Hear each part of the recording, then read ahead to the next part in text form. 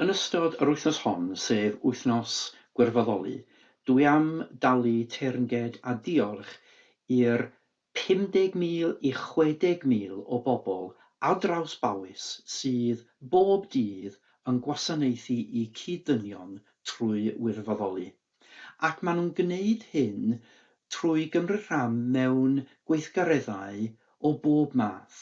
Hynny yw gweithgareddau amgylcheddol, gweithgareddau diwylliannol, maen nhw'n darparu gwasanaethau cludiant, gwasanaethau addysg, ac wrth gwrs llawer ohonyn nhw yn darparu gwasanaethau sydd yn cefnogi iechyd a lles pobl ac yn gofalu ar ôl pobl.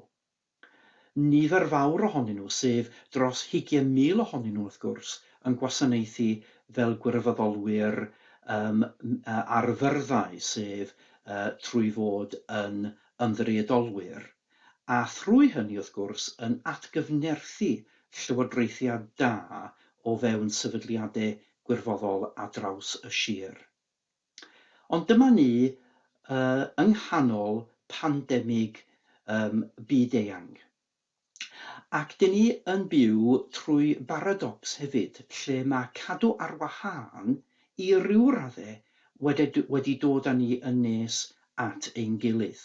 Ac beth mae hynny wedi dangos ydy bod gwirfoddoli yn hytrach na bod yn rhywbeth ymylol o ran gwasanaethau cyhoeddus, yn reit yng nghanol gwasanaethau cyhoeddus.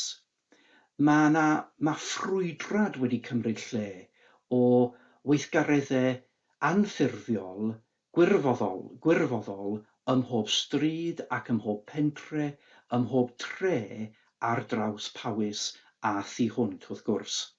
Ac mae yna gannoedd a channoedd o bobl hefyd wedi camu ymlaen i gynnig eu hunain fel gwirfoddolwyr i gefnogi yr NHS a chefnogi gwasanaethau cymdeithasol.